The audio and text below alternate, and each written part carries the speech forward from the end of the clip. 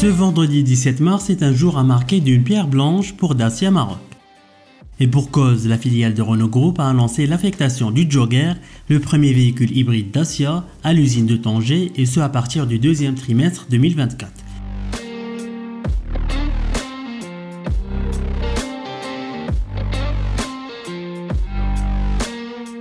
Ce nouveau projet vient donc renforcer la confiance du groupe dans la plateforme industrielle nationale et confirmer sa conversion vers l'électrification annoncée en juin 2021. Pour Riyad Mzour, il s'agit là d'une grande avancée pour l'industrie nationale.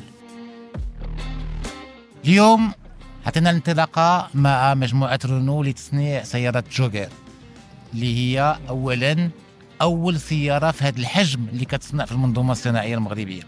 سيارة اللي كتعطيها إنصاف ديال سي، كنا كنصنعوا سيارة اللي الإنصاف ديالها أ. هي أيضاً أول سيارة هاجنة يعني هيبريد اللي غتصنع في المغرب، وهذا تطور وقفزة نوعية كبيرة. Le Jogger a rencontré un véritable succès depuis son lancement en mars 2022 en Europe.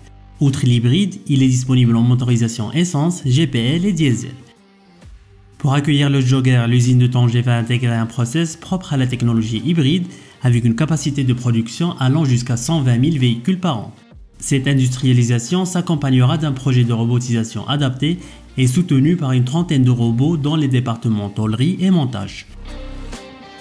Et pour ce qui est de la formation des collaborateurs de l'usine, un programme spécifique sera mis en place. Les équipes tangéroises bénéficieront ainsi de formations techniques dans de nouveaux domaines d'expertise. Une montée en compétences qui semble réjouir Denis Levotte.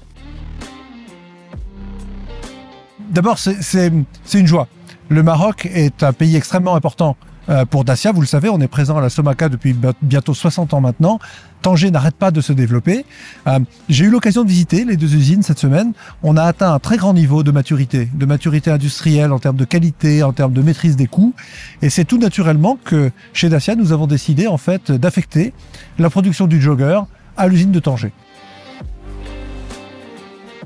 A noter que le Jogger prendra la place du Logi au sein de l'usine tangéroise. Ce dernier est le véhicule favori des grands taxis marocains, en plus d'être le modèle le plus vendu sur le marché national. À en croire Denis Levotte, la transition se fera de manière douce. Alors, le Logi est effectivement une voiture extrêmement importante au Maroc, mais ça veut dire quoi?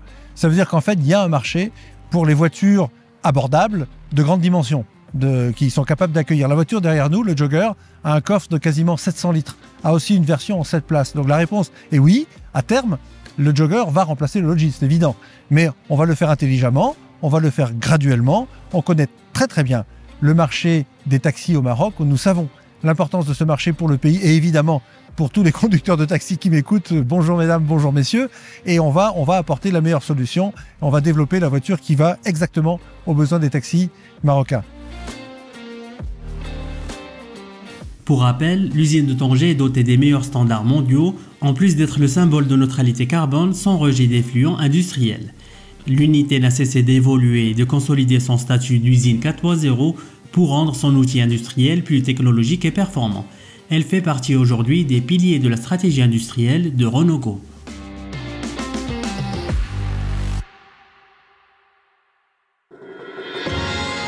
À très vite sur wandelou.com.